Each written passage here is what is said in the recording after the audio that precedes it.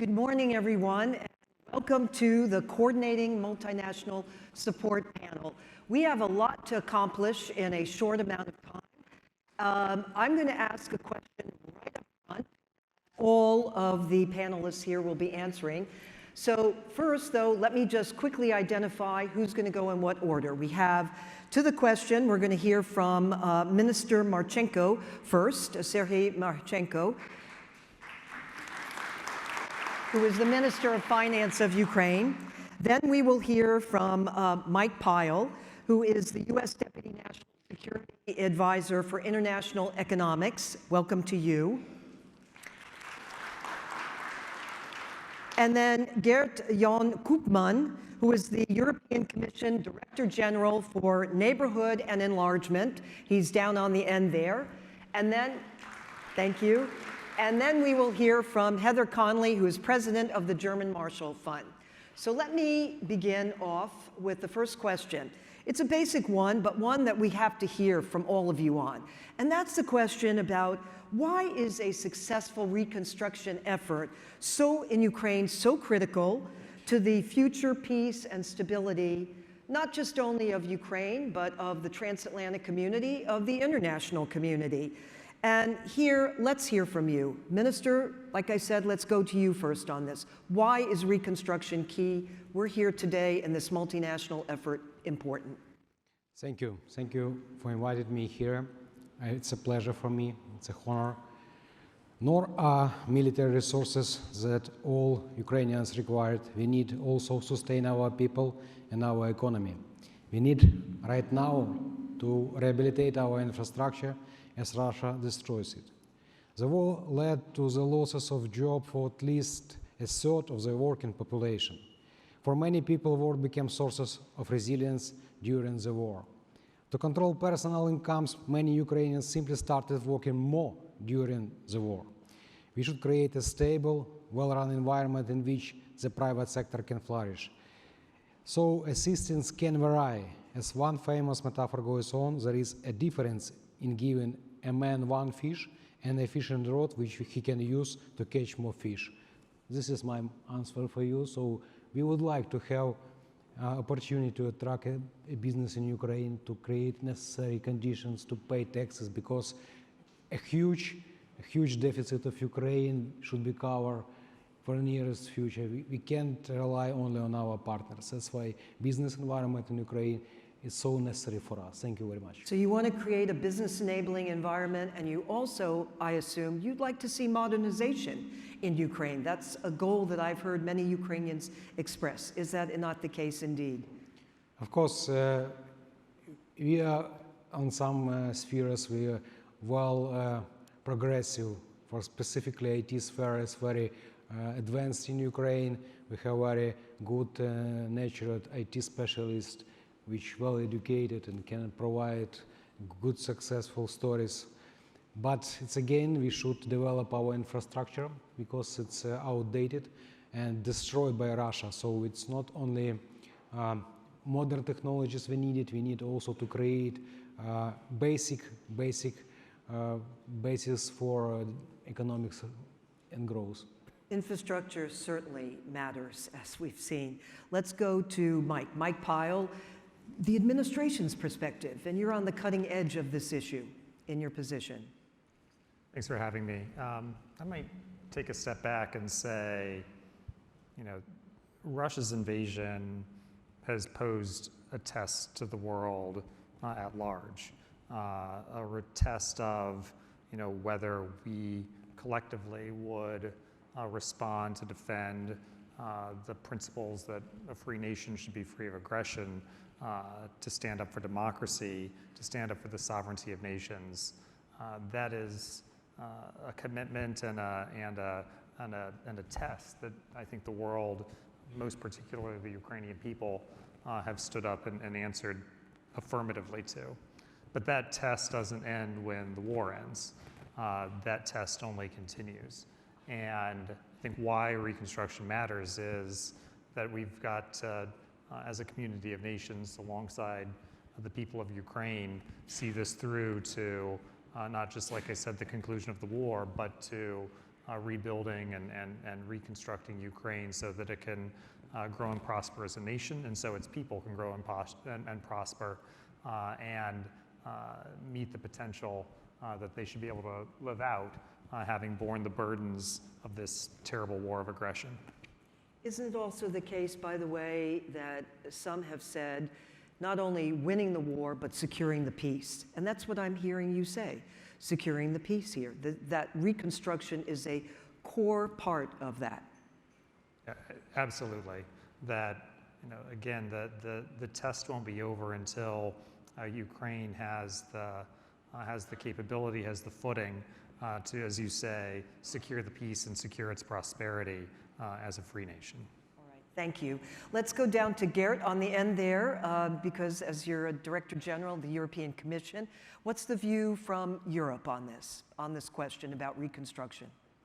Yeah, I think reconstruction, as colleagues have said, is absolutely essential for us, principally for two reasons. First, don't forget that many of our member states border Russia. So after this horrible aggression, we want to be sure that the Ukraine emerges from it in better shape than it went into this awful conflict. So there is a strategic importance attached to Ukraine emerging victoriously, not just militarily, but also economically. But secondly, Ukraine is a country that will be a member of the EU. It is one of our countries, future countries. So we will integrate them in our system. So for Ukraine to be a successful member of the EU and for the EU also to prosper, it is essential that the country is modernized and that reconstruction is a success. For us, that is not just important, I would say it's existential. We're going to come back to you on that question about the EU. EU accession is a key one, and certainly for this panel. Heather, as president of the German Marshall Fund, the fund has put out a really substantial and significant report in this domain, and we're going to give you a chance to talk a little bit more about it later. But how do you see this question and the importance of reconstruction? Why is it crucial? Well, Paula, thank you very much. I'm so grateful that the German Marshall Fund is here on the stage because we were created 50 years ago as a gift from the German government to thank the American people for the Marshall Plan. And I suspect in 50 years, the Ukrainian Rada will be sending a gift of gratitude for the reconstruction of many of the donor countries. In some ways, we forget our history, which I think is why the German Marshall Fund is a living memorial to the Marshall Plan. That's why we've leaned in so heavily in supporting a modern Marshall Plan for Ukraine, because as the Prime Minister has said, if we are united in defense, we must be united in recovery.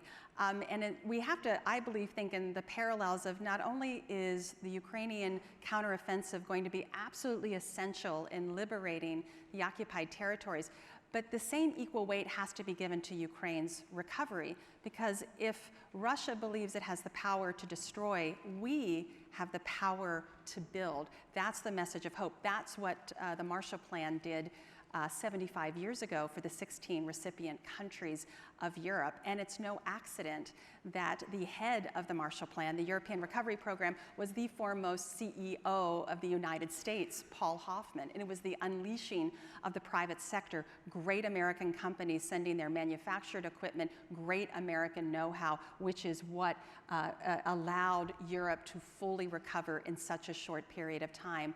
We did it then, we can do it again, we can do it now. But we have to do it in a modern way.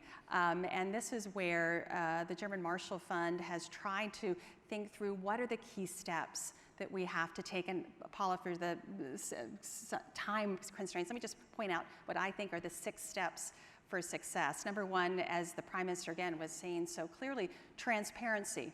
There has to be built into all of the recovery, the transparency and the accountability that we need. From the top down, that's government and procurement, and we know the government is working very hard on that. But it's also the bottom up. It's civil society, it's municipal leaders, it's everyone making sure that this is a transparent recovery process. We have to have accountability. Russian assets must be put to work in order to allow Ukraine's recovery. unleashing the private sector, we need war insurance. We need a strategic investment fund. We have to encourage these important integrative market principles into the process. We have to expand the donor base. As much as these three gentlemen represent this fantastic G7 donor coordination platform, we have other donors that need to be part of this process. We have to expand that. We have to provide adequate capital to the international financial institutions. And finally, you know, Ukrainians will rebuild Ukraine. This is their private sector, their people. We want to make sure that, again, civil society is at this table. So we think those are the 6 steps, and we really need that policy framework to allow this recovery to happen. You're going to be able to dive deeper in a moment on that question because we're going to expand it. But let's go to the G7 right now. And it's crucial because, as you know, the G7 has established an international donor coordination platform and also a secretariat, and the purpose of which is to not just to coordinate aid, but also to foster reform and promote reform, advance it, as well as to engage the private sector in these efforts. So, Mike, let me come back to you here on this question about the G7. I think many are asking, well, how is it all going to work? You know, how will this mechanism actually harness, if you will, the collective economic power in order to assist Ukraine? Sure. I mean, I think one answer is the G7 has been hard at work doing exactly that since the start of the war. And you know, as I think we talked about in the first question, part of that is seeing it through to the end. You know, when we think about the reconstruction challenge, you know, I think there are several goals in mind. You know, what does it mean to build economic growth and job creation? What does it mean to create space for Ukraine to implement an ambitious reform agenda and to have the partners it needs to deliver on that? What does it mean to ensure the broad economic stability is in place? And what does it mean to have self-reinforcing dynamics such that there's a positive dynamic unleashed that really allows the private sector to step in and build and grow for the long term? You know, when we think about the role the G7 can play in reinforcing those goals, you know, I think a few things emerge.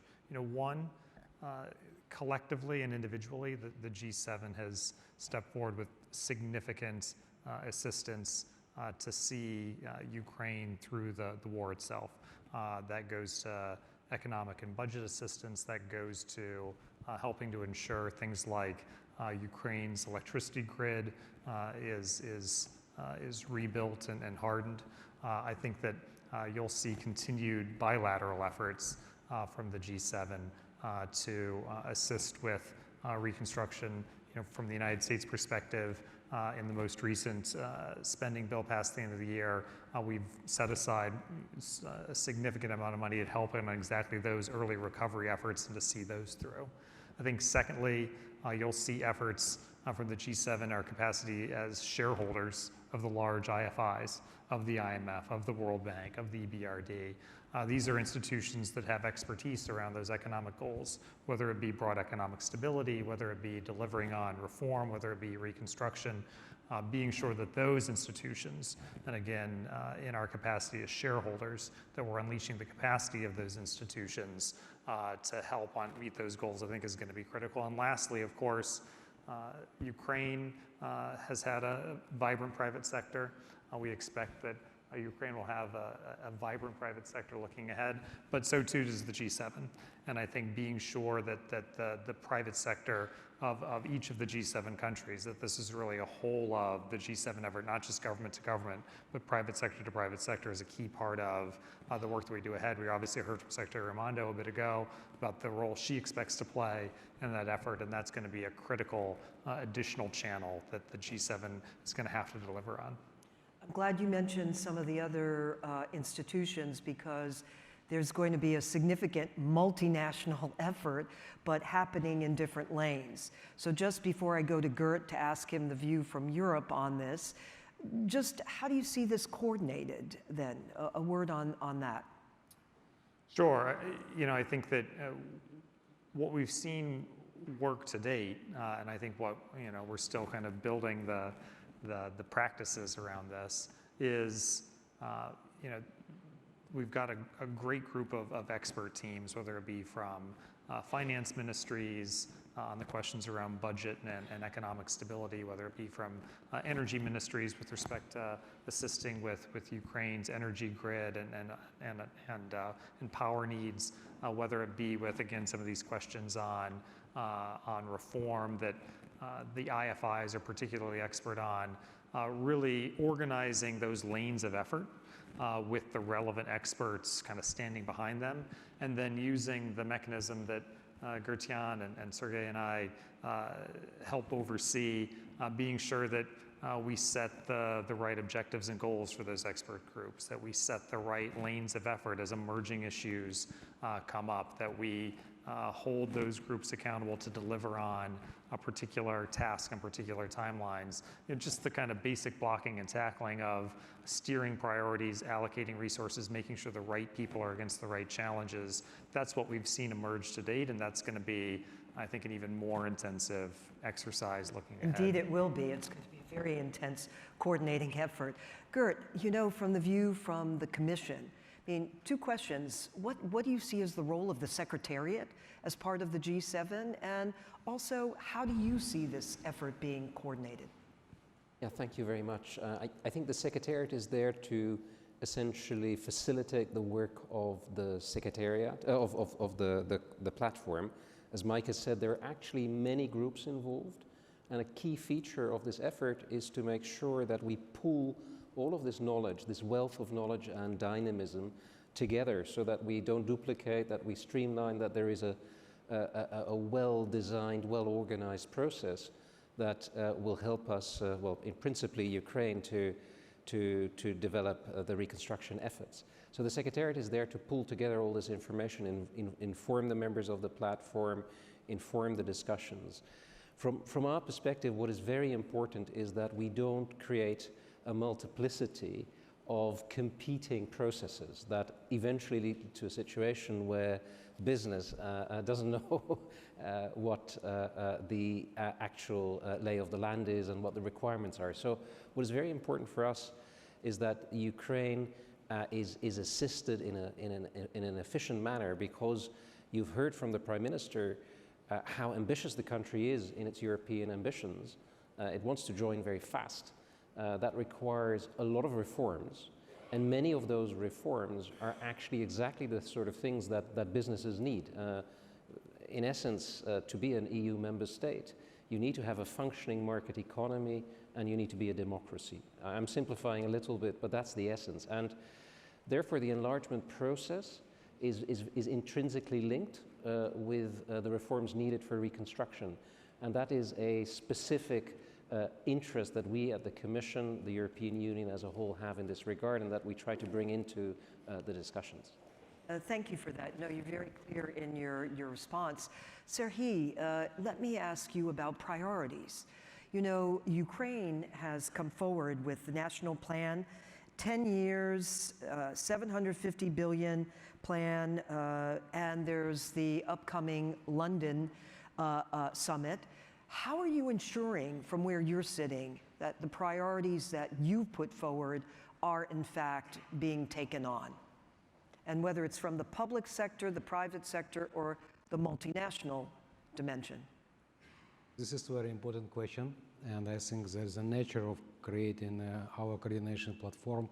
That was an idea to coordinate all donors' activities, all development banks' activities, to channel their efforts into priorities, which government of Ukraine looks like it's our general incentive to prioritize. And now we identify, together with World Bank, rapid damage and needs assessment, identify sectoral priority which rapid and crucial for this particular moment of our time. We don't look forward, but we need just now and concentrate on these particular issues. First of all, it's a restoration of our energetical capacity. You know quite well that Russia make missiles attack on our critical infrastructure. They try to destroy it. Unfortunately, they failed, but it doesn't mean that they try to use it as a leverage again. That's why it's necessary to create the system which can survive without any doubts, with any particular possibility. So it's a first priority. Next priority is demining. A lot of our territory is contaminated because of war. You know, we try to build market economy, but we're still struggling. We're country in the war, and we have a lot of consequences of war. And contamination of our land, specifically agro-lands, is a key problem for Ukraine. It will take us years to fully demine all of territories, but we need to move on fast, specifically in regions which are liberated last year, Kyiv region, Chernihiv region, and others. Another priority is critical infrastructure, road, bridges, school, kindergartens, healthcare facilities. It's necessary to rebuild, repair, recreate. Russia tried to destroy everything civilized. They try to use any possible means to make people of Ukraine suffer. Of course, we can resist these ideas, and we are resilient enough, and we can prevail without any doubts. Another force in the most important things is housing. Russia destroys more than 100,000 of our citizens. Some of them fully destroyed, some of them need some repayments, and people of Ukraine are waiting until that moment which they can be able to make this restoration of their apartments. It's necessary because people should have some houses where they can live. And and maybe not last but not least important issue, which we coordinate with Mike and Gert-Jan, it's a business, which I mentioned earlier. Business is important. We really invite business to invest in Ukraine. If you have an issue earlier, we are here to step in and to help us to solve this issue. We identify some loopholes together with our IMF team. MFA agreement also identifies some loopholes in our existing legislation. We try to solve this issue rather sooner than later. It's important for us. We want to create a good-natured environment to attract business in Ukraine. Well, thank you for that, and I think your words relative to the business community and given the setting, I think is absolutely important, because there are many questions about rule of law, transparency, as you use the term, an enabling environment, which is crucial. I'd also mention the word insurance also comes up often in this regard. We're going to come back to that in just a moment.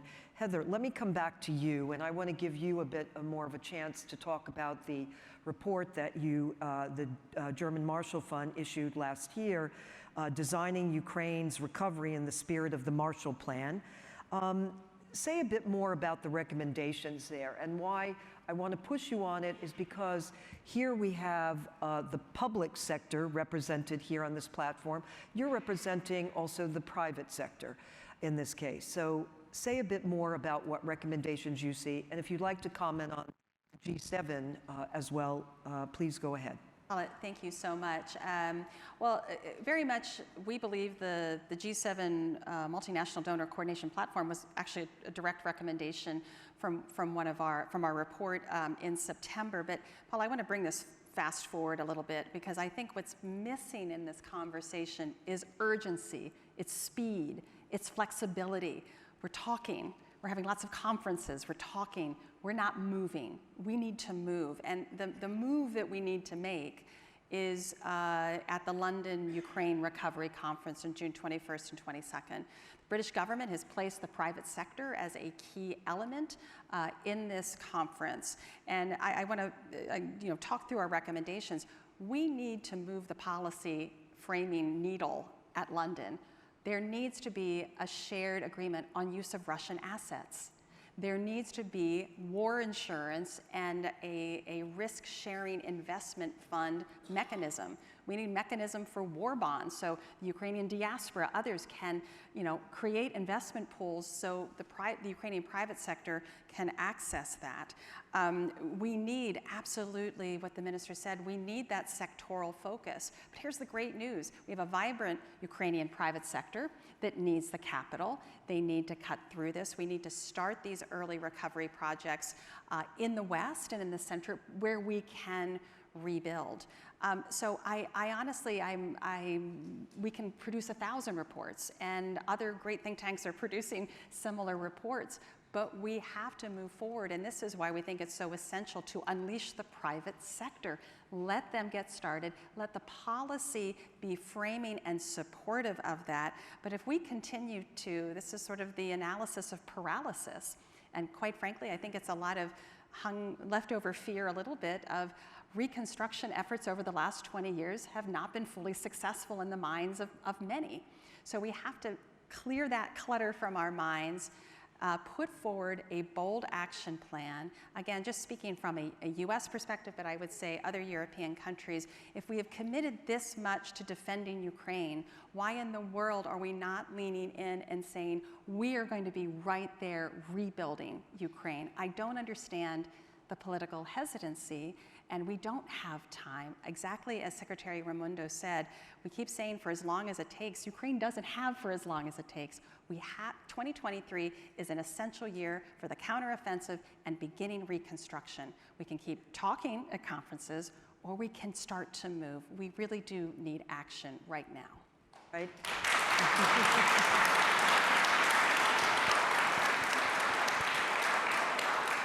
I think we certainly are all in agreement in the audience and also up here on stage with your appeal. And we commend the Chamber for bringing us together to try to galvanize that very action. Let's go to the topic of, and looking at it from a multinational vantage point, the whole question of this public-private sector cooperation. And I want to come back to you, Serhiy, on this, if I may. Let's talk a bit more as to what role the business community can indeed play. And you already mentioned the importance of creating that enabling environment. What are the sectors that you think? You referenced some of them, but here we are before members of the business community. How would you prioritize it for them? What do you think are the most important elements here for them to know? Thank you very much.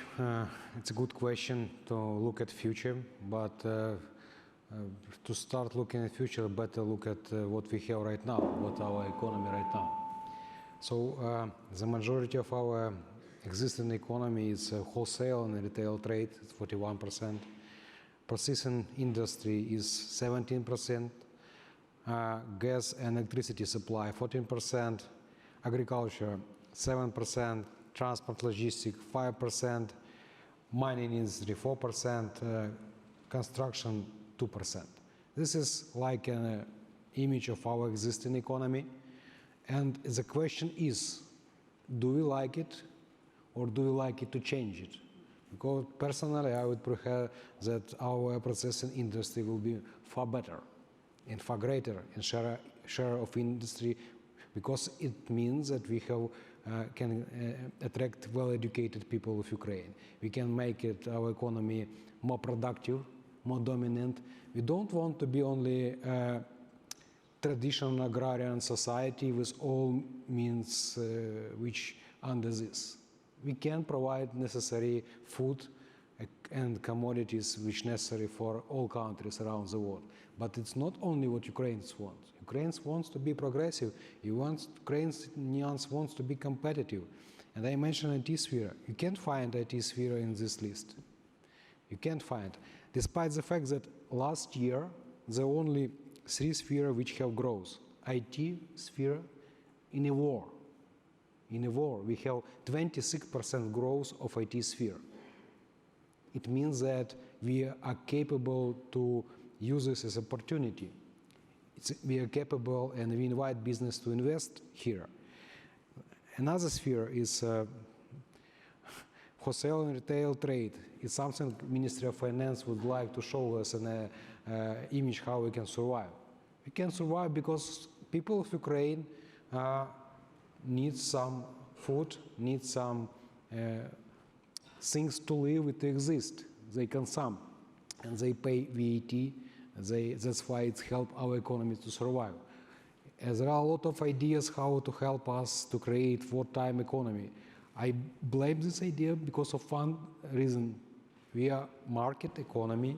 With all due respect, we have installed all necessary things and tools. We can't generate any other protectionism things, try to make like a control, labor control, something like this. That's why it's important for us to stay in this particular trajectory. We want people of Ukraine to have their jobs, to pay taxes, to get necessary means of living. So the business community obviously has a crucial role to play in this process. Of course. Clearly. Without So, any doubts. Mike, let me go to you.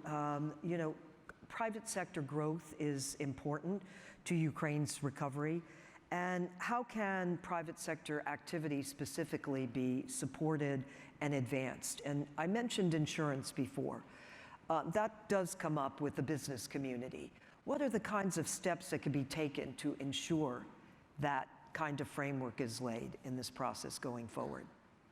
Sure. So first, very much agreeing with Sergey that the underlying potential and capacity of the Ukrainian economy and the Ukrainian people is strong. You know, when we look forward, we see proximity to European markets facilitating deeper integration. That's going to be a key driver for the private sector. We see a citizenry, a workforce that is extraordinarily capable, particularly in spaces like IT, as Sergey said, which is a jumping off point for a tremendous growth potential. You know, I think when we kind of think about the role that we can play from a government perspective in terms of facilitating private sector investment and growth, you know, we try to draw off of lessons from other successful transitions. And I think one thing that's been key is making use of public institutions, whether it be bilateral government relationships or even more likely relationships with the multinationals, with the IFIs, to provide a framework for reform, for stability. This is why I think institutions like the IMF, like the World Bank, like the EBRD are going to be so critical for working alongside Ukrainian authorities to chart that path ahead for building out institutional reform, broader reform efforts in the economy that over time is going to generate confidence in the business community that Ukraine is a place that they want to invest and grow alongside for the long term. And I think on top of that, there are then a set of questions around, okay, what types of additional tools, additional instruments can we use to accelerate that? I think you're going to be, the group will hear later today from Scott Nathan of DFC, be hearing from other development finance institutions. You know, these are really organizations that I know have their minds already focused on, you know, what are the types of things that we can do, whether it be through insurance or any number of other tools to really use the power of the government, the power of development finance to, like I said, accelerate and give business confidence sooner rather than later that Ukraine is a place that they want to invest, that those early investments are de-risked, recognizing that it's a leap in those early days, but that's the kind of thing that we're really focused on being sure that we unlock. And I think, you know, in regular conversation with Scott and others to see exactly how we do that. That's good to hear, because that's an important element, I think, very much for clearly the business community, getting that confidence here. Gert, let's go to the EU. The EU's role here. Let's hear from you about it, and in particular, what are the prospects for accession, Ukraine's accession into the EU? Heather was talking about speed. What can we expect here? Yes, no, critical question, absolutely. Maybe two very quick remarks on the conversation, if you allow me. I think reconstruction is starting now. I think that's very important. So there is no procrastination on this forum, I think, and in the platform. In fact, the work that Sergey and others have done has identified needs of 40 billion euros that need to be met this year. 7 billion euros is funded, 7 billion euros is missing, roughly speaking, and the task of the platform is to find that money and make sure that the investments which are happening now can continue to meet those very urgent needs. So that's really important. Secondly, on the private sector's role, we decided in our last platform meeting to develop a toolkit for the London conference, which is in June, so that essentially the private sector, the people here in this audience, will know what will be available if they want to invest in Ukraine, be it in terms of war insurance, trade facilitation, guarantees, the role of IFIs. All of that is now being pulled together and will be made available in weeks from now. Now, the EU's perspective on all of this is that Ukraine is a bit of a special case. It's the only country where we have a team of 100 people now in my department working, and the team is open, so we have, we've asked partners from right across the globe to join forces, so it's a very international effort to help them prepare for accession. They're going very, very fast. I, frankly speaking, cannot remember a country, a candidate country that is so ambitious, and they're making an enormous amount of progress. Our role is to help them. But I have to underline, in the interest of the Ukrainian people and in the interest of everyone else, there are no shortcuts. These reforms have to be done. They can be done fast. We have identified essentially steps in the field of dealing with corruption, of the rule of law. All these things are absolutely critical preconditions for starting the negotiations. We hope that by the end of this year, Ukraine will have filled all of those conditions. They are making very good progress. And then a critical decision will have to be taken to open the formal negotiations. Now, how fast that will go will depend on the reforms. We want a successful country entering the EU. But what is very important, again, for the business community is that a lot of the benefits of EU membership will actually precede EU membership.